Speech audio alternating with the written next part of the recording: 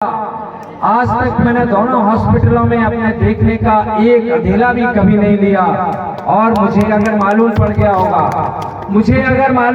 होगा कि इनके पास पैसा नहीं है तो उनका ऑपरेशन भी फ्री किया होगा और ऑपरेशन के साथ उसको घर पर जाने के लिए मैंने एम्बुलेंस की भी व्यवस्था की होगी। ये सब इसलिए हुआ क्योंकि हमारे ऊपर बाबा भीमराव अम्बेडकर जी का कर्ज है। तथागत गौतम बुद्ध जी का धम्म जिन्होंने बाबा साहब भीमराव अम्बेडकर जी ने 14 अक्टूबर 1956 को नागपुर की दीक्षा भूमि से 5 लाख लोगों के साथ इस भारत देश में धम्म की क्रांति को आगे बढ़ाने का काम किया।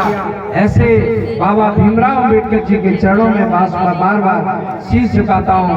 और मैं लंबी चौड़ी बात न करके आज सब आप लोग यहाँ पर गाना और संगीत का कार्यक्रम सुनने आए हैं, इसके लिए मैं बस अपनी बात को विराम करने से पहले बस एक बात ही बताना चाहूंगा। एक मदारी था, बचपन में मैं देखा करता था, एक मदारी था और मदारी हमारे गांव में आया।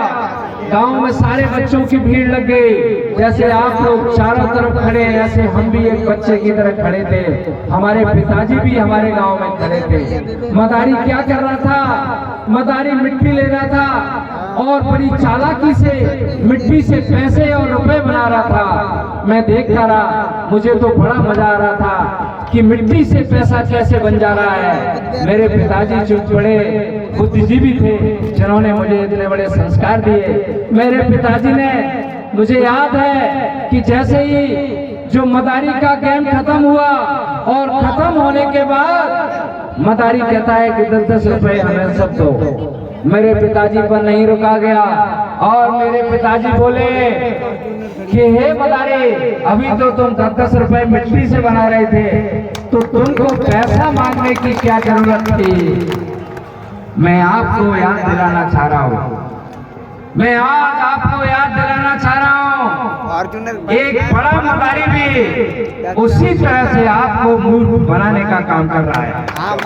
और जिस दिन आप समझ गए, जिस दिन उस छोटे मदारी की तरह समझ गए कि हमको मूर्ख बनाने का काम कर रहा है, तो वो मदारी झोला उठा के निकल जाएगा और हम सबको आवाज करने का काम करेगा। यही मैं आप सब लोगों से अनुरोध कर रहा हूँ कि बड़े मदारी को भगाने का काम करना।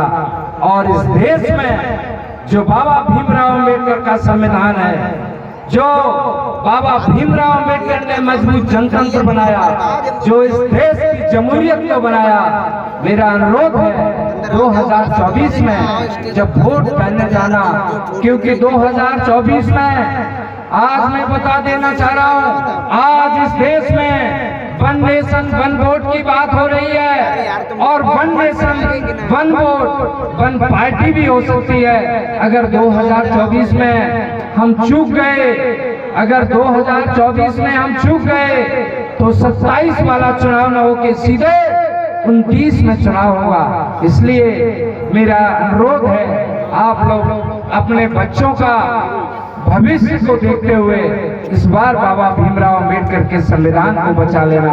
बहुत बहुत धन्यवाद करते हुए मेरे